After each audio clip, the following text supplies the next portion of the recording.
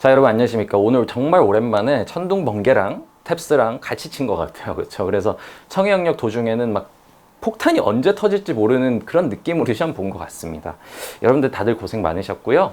총평 들어가기 전에 모의 세트 받으신 거 있죠, 여러분. 이거 꼭 다음 시험 전에는 풀어보시고요. 혹시라도 이번 시험 그리고 지난 시험 응시 못했다 그러면 저희가 이거 스캔본 수업 자료실에, 네이버 수업 자료실에 수강생 대상으로 업로드 해드릴 테니까 꼭 다운받아서 풀어보시고, 더 중요한 거는 풀어보고 채점하고 끝이 아닙니다, 여러분. 그리고 뭐 단어 오답 정리하고 이 정도 선에서 그치면 안 되고요.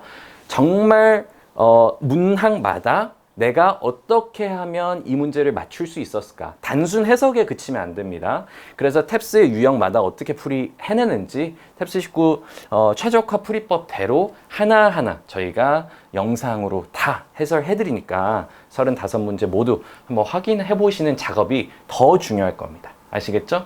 꼭 중요합니다. 그래서 뭐 아시죠? 빈칸 주제 쏘아보는 거, 코렉트, 뭐 세그멘테이션과 선택지 쏘아보 등등의 풀이법이 모두 어떻게 적용이 되는지 다 보여드리니까 정말 중요한 영상입니다. 이거는 마이 클래스, 우리 이제 수강 플레이어 속의 마이 클래스에 유튜브 영상 2개 업로드 돼 있으니까 꼭 확인하시고요.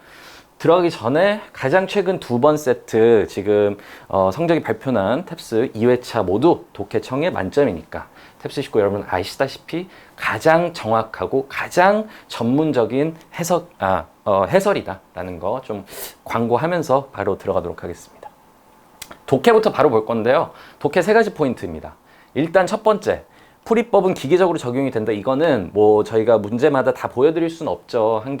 한계점이 있죠, 저작권상. 그래서 이거는 모의 탭스 해설을 보시면 무슨 말인지 알 거고 이미 수강하신 분들은 알 겁니다. 이건 넘길게요. 더 중요한 거는 이제 2번 그리고 3번입니다.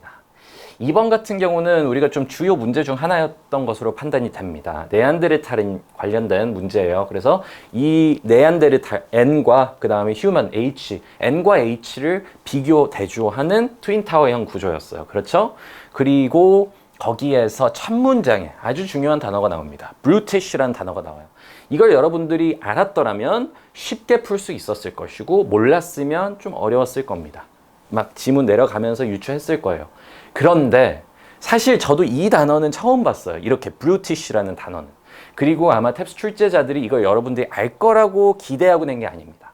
여러분들에게 요구하는 능력은 뭐냐면 brutal 혹은 brute라는 단어의 파생형이 brutish구나 라는 것을 캐치해낼 수 있는 능력이 있느냐 없느냐를 평가하고자 했음이 분명합니다. 아시겠죠? 그래서 어휘의 확장이라고 우리가 이제 배우는 3가지 포인트가 있죠. 파생어, 지금 이 경우는 파생어죠. 파생이 되는 거죠. 첫 번째, 그 외에도 품사의 확장. 그러니까 이제 명사가 동사로도 쓰일 수 있고 뭐 형용사로도 쓰일 수 있고 등등 하는 그 품사의 확장, 그리고 의미의 확장. 우리가 또 수업 때 배우죠. 의미의 확장까지 이 3가지의 어휘 확장을 우리가 알고 있어야 된다라는 거예요.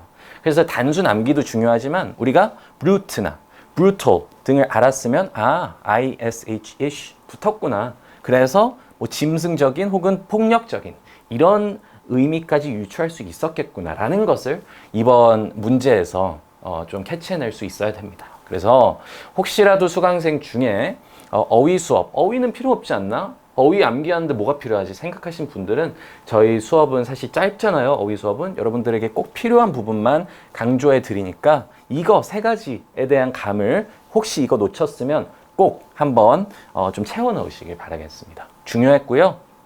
그 다음에 또 이거는 사실 큰 탭스의 출제 방향이랑은 사실 무관한 단어예요. 그냥 traverse라는 단어인데 이거를 왜 넣어놨냐면 저희가 지난 총평 영상에서도 말씀드렸지만 종종 탭스가 약간 특별히 이 단어를 많이 냈네? 한 회차에 싶은 단어들이 이렇게 정리해서 제가 총평 때 말씀드리면 꼭 그 다음 시험에서 어휘 영역이라든지 다른 데서 나오는 경우가 종종 있더라고요. 그래서 이번 시험에서는 좀 특이했던 주요 어휘는 traverse라는 단어입니다. 그래서 이거는 여러분들 처음 봤어도 의미 유추는 가능했을 거예요. 뭔가 travel이랑 관련이 있어 보이죠? 그런데 혹시 모르셨더라면 요거는 정리하시면 해가 될 건 없겠죠. 그래서 요거 좀 정리해 주시기 바라고요. 독해는 요 3가지 정도로 끝내겠습니다. 평이했어요, 난이도는. 네, 그리고 요거 한 가지만 더 말씀드리자면은 지금 4회 연속 지문 하나 정도는 지문의 길이가 좀 길게 출제가 되고 있다. 여러분들 그래서 이게 주로 어디에 나온다? 코렉트 쪽에 안 나와요. 이게 우연의 일치일까요? 아닙니다. 긴 지문이 큰 그림을 파악해야 되는 빈칸이나 주제 찾기에 나온다는 것은 여러분들이 큰 그림을 파악하고 정말 지엽적인 독해에 매몰되지 않을 수 있는지, 큰 숫만 볼 수 있는 능력이 있는지를 평가하고자 지엽적인 독해를 하는 학생들에게 시간적인 불리함, 불이익을 주기 위해서 빈칸 채우기 위해서 주로 긴 지문들을 내는 겁니다. 아시겠죠? 그래서 긴 지문 연속으로 나오는 게 우연일치는 아니다, 이제는. 네, 그래서 요거는 어떻게 대응한다? 큰 그림 파악해야 된다. 다음 청해 보겠습니다. 청해는요, 딱히 크게 특이사항은 없었어요. 한 가지 좀 강조드리고 싶은 건 이겁니다. 킬러 문항들, 주로 이제 파트 1이나 2에 나오는 애들이 주로 어려운 문제들이 좀 낯선 생소한 수거들을 출제하면서 많이 이제 변별력을 갈랐거든요. 일반적인 탭스는. 그런데 오늘은 사실 수거가 그렇게 어려운 게 출제된 것도 없고 모를 만한 게 없었습니다. 오히려 그 최고난도 문제에서는 이 수거 대신에 고난도 어휘들이 출제가 되더라. 그래서 뭐 eviction이라는 단어도 나왔고, 그 다음에 lax라는 단어 많이 놓쳤을 겁니다. lax가 뭐 해이하다, 태만하다 이런 뜻인데 이게 지금 tardy랑 같이 붙어서 나왔죠. tardy는 뭐 지각 이런 뜻이죠. 그래서 이런 좀 고난도 단어들이 오히려 수거보다는 단어들이 최상위 킬러 문항에서 출제가 되더라. 오늘 시험에 좀 특이사항인 것 같고요. 그렇다고 해서 우리가 그럼 그동안 외우던 수거 소홀히 해도 됐냐? 아닙니다. 아시겠죠? 이번에 좀 특이사항이니까 다음 시험 절대 예측할 수 없습니다. 보충해줘야 됩니다.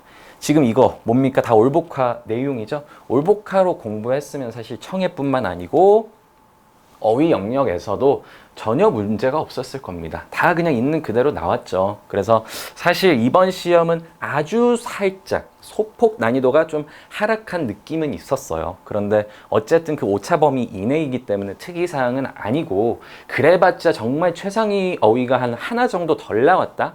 이런 느낌일 뿐 거의 그냥 그대로 난이도 평이, 문법도 평이. 문법이나 어휘 뭐 어떻게 해야 됩니까? 그냥 저희 대비하던 대로 하시면 되겠습니다. 문법 어떻습니까? 이제는 학생들이 많이들 알아가는 것 같아요.